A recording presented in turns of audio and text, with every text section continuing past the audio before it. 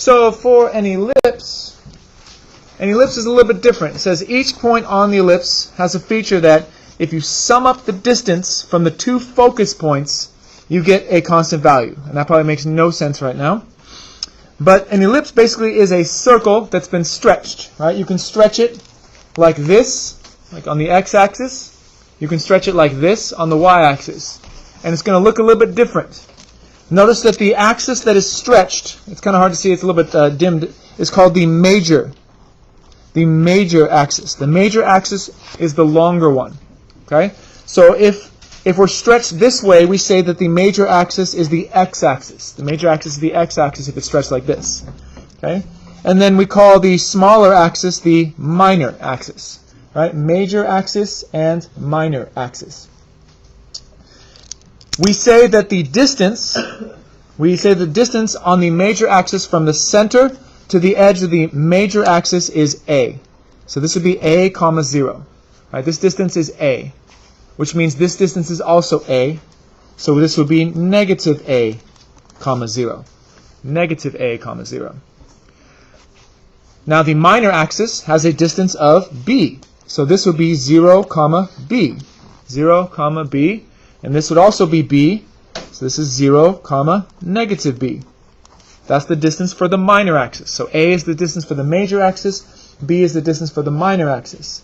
Okay, let's go ahead and switch over to this one. Same thing, except on this one, ladies and gentlemen, who is your major axis? X or Y? Y, right? You're up and down. So your major axis is this one now. Right? Your major axis is the y-axis, and your minor axis is the x-axis. Which means that A is now this distance from the center to the top over here. That's 0 comma A, and then center comma down, all the way down is 0 comma negative A.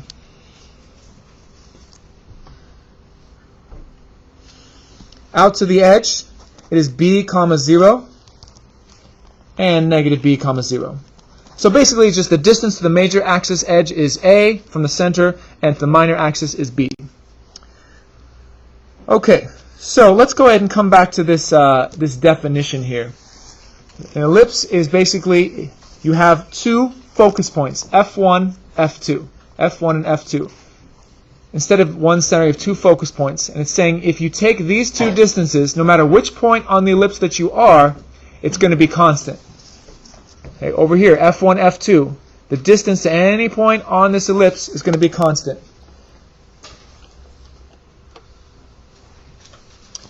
The vertices are at the end of the major axis. Okay, so right here, these guys are called my vertices. Okay, they are the length A. Right, length A. My vertices are length A. The co-vertices, not quite as important, I guess. Maybe that's why they use co. That's the end of the minor axis. So this is a co-vertice. This is a co-vertice. Okay, so that's the length B. Length B.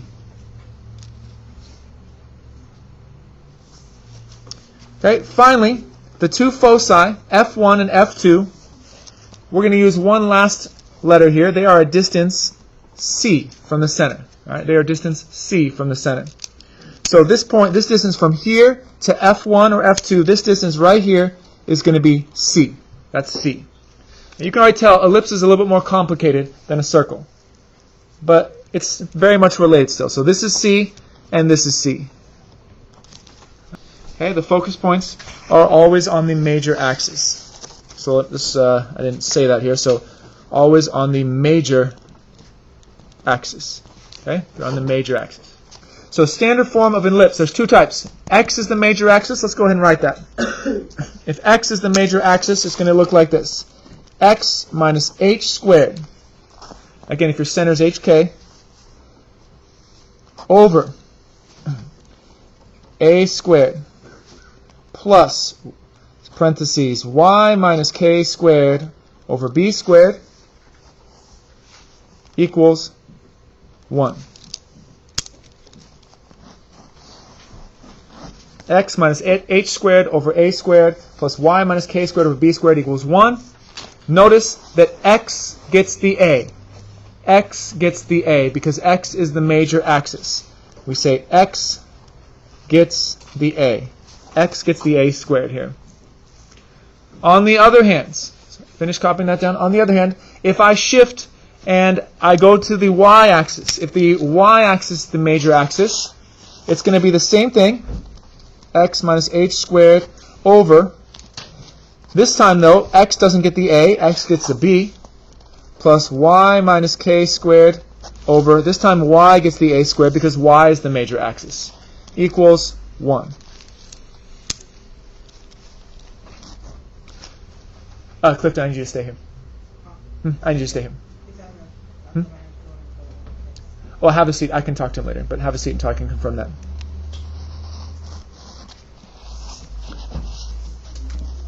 All right. So we've got this standard form. Major axis is the y-axis. The only difference is y gets the a, right? Y gets the a. Y gets the a. That's the only difference.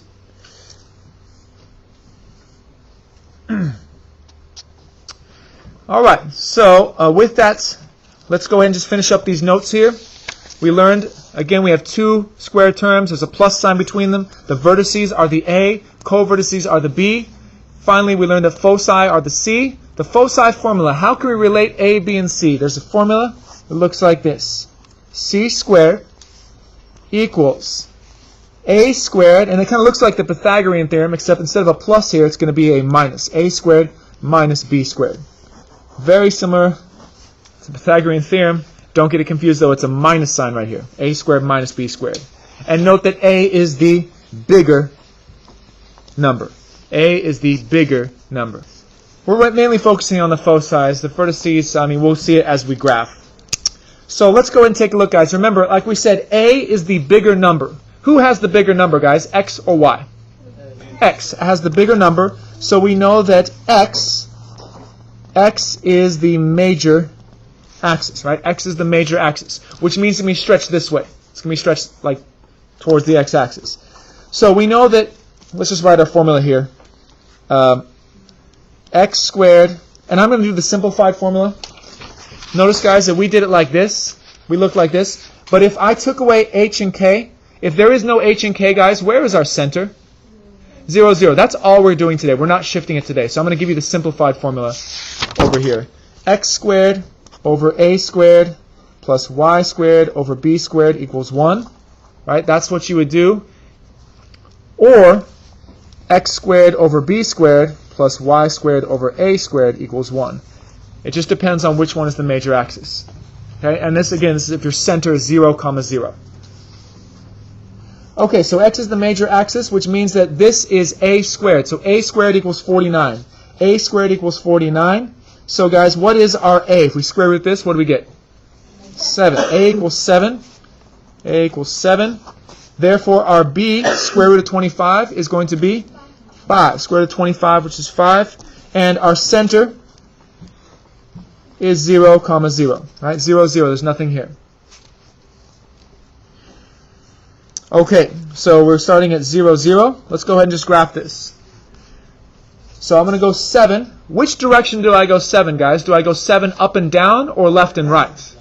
Left and right for x. So let's go here 1, 2, 3, 4, 5, 6, 7. And 1, 2, 3, 4, 5, 6, 7. All right, that's 7 in both directions. 7 and 7. And then the up and down direction, the y direction, I'm going to go 5. 1, 2, 3, 4, 5. Up and down. 1, 2, 3, 4, 5. Okay, so you don't have to label this, but it should be 5 here and 7 here. You don't have to label that. 5 and 7. Okay, so let's go ahead and draw it. It's, again, like a circle. Try to make a nice little arc through there. Again, practice makes perfect. Mine looked like a big football yesterday, but it's already improving.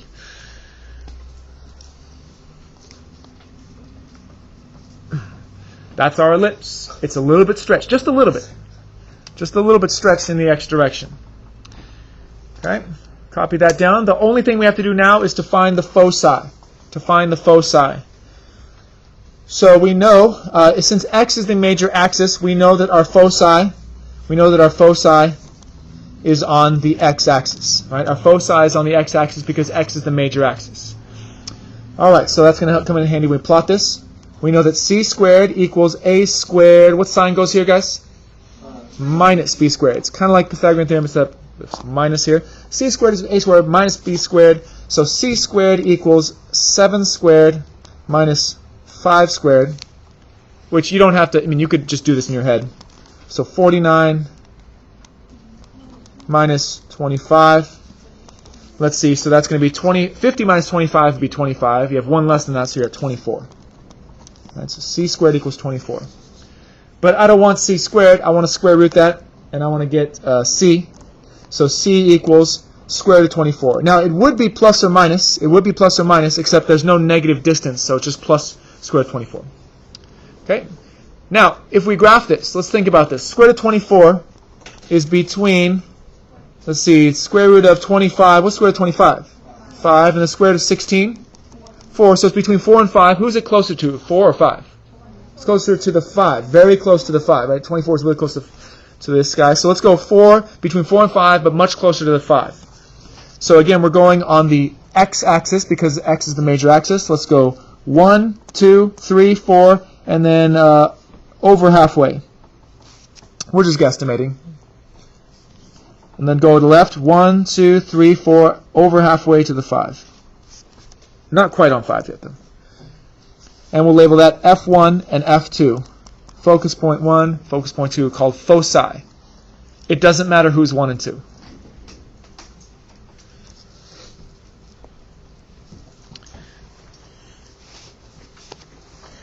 All right, any questions there? All right, I want us now to take a look at number 2. Number 2. Let's do another one together here before you guys try one. So, number 2, again, we look and think, all right, who is the major axis, guys? Who has the bigger number, x or y? The y has the bigger number. So this time we know that y is the major axis. Y is major. Foci is on the y.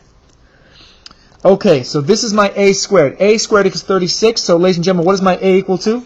6. Be careful, it's not 36. B equals 3. And my center, of course, is still 0, 0. Mostly today it's going to be 0, 0. We're not going to do too much crazy stuff.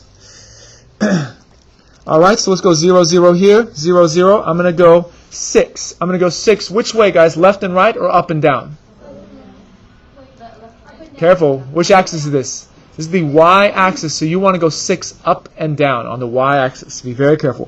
1, 2, 3, 4, 5, 6. This is the major axis. Y is the major axis. 1, 2, 3, 4, 5, 6. Okay. Your x-axis, we're going to go 3 left and 3 right. 1, 2, 3. 1, 2, 3. Notice it's stretched in the y-axis. It's skinnier because it's a bigger difference between these two numbers. Okay, so let's go ahead and fill that in. Draw a little oval here. This is an ellipse.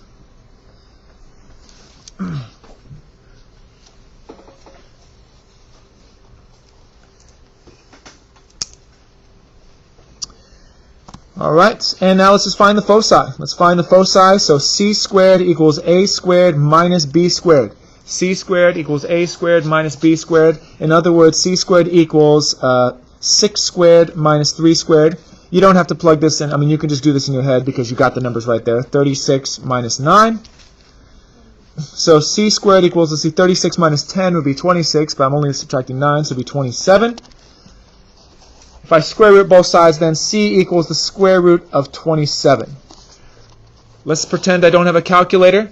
Square root of 27, guys. What two numbers is that between? Square root of 25 is 5, and square root of 36 is 6. Yep. So square root of 27 is, let's see, square root of 36, which is 6. So it's between 5 and 6. Who is it closer to, the 5 or the 6? A little bit closer to the 5, so less than halfway. All right, so do I put it on the x-axis, the foci, or the y-axis? It's the major axis. Let's go between 5 and 6. 1, 2, 3, 4, 5. A little bit closer to the 5 side. So less than halfway. 1, 2, 3, 4, 5. A little bit less than halfway. Same thing down. 1, 2, 3, 4, 5. A little bit less than halfway. So focus point at foci, F1, F2.